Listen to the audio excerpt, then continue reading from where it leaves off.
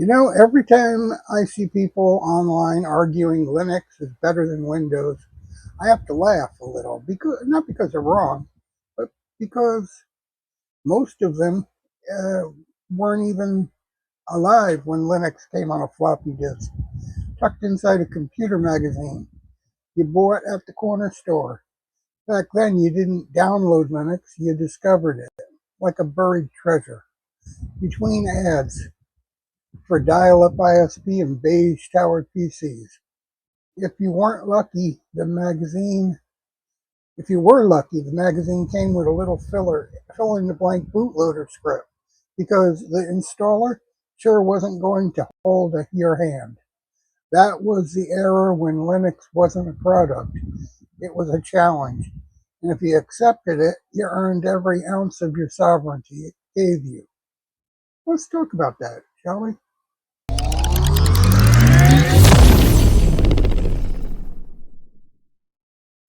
I remember the first time I installed Red Hat. Grub was brand new, and let me tell you, it was as finicky as a cat that only drinks from a fancy bowl. You'd boot up the installer, and instead of a friendly wizard handing you a text script file, it said, "Here, fill in the blanks. Good luck." So there I was, sitting at the desk with a Pentium 2 that had less than a half a gig of RAM and a 850 megabyte hard drive.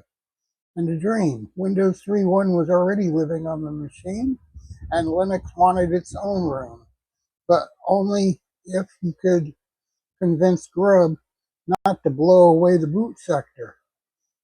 And it was a few tries, okay? More than a few. Eventually, that little penguin booted up beside Windows 3.1 like it owned the place. People today complain about slow Wi-Fi. Back then, I was connected to the internet with a 2400 baud modem, and I had to write the dial-up script myself. No auto detect, no click to connect, just a modem that screamed like a dying robot, and a text file full at the command. And when it finally connected, you felt you'd just hacked NASA. That that's about the early Linux. It didn't just give you access; it made you earn it, and that you understand in a way modem computing never will.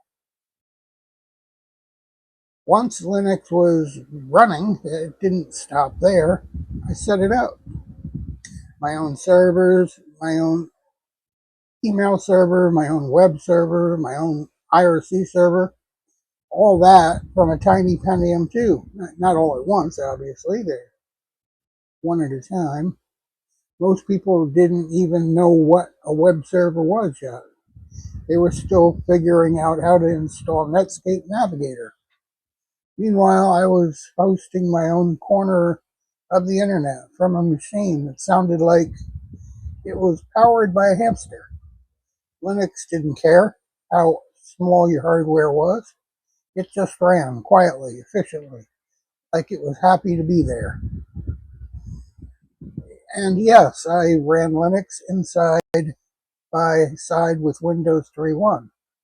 Windows was a roommate who needed consistent attention. Linux was a roommate who fixed the sink and paid rent early, never complained. Windows crashed if you looked at it funny. Linux just kept going. Even back then, you could feel the difference. People today say Linux is better because it's free, fast, secure, open source. Sure, all that's true. But back then, Linux was better because it gave you control. It let you build your own server, write your own scripts, fix your own problems, understand your own machine, be independent and sovereign. Linux didn't ask permission. It didn't phone home. It didn't lock you out. It just handed you the key and said, "Go ahead, drive." And I did for almost 40 years.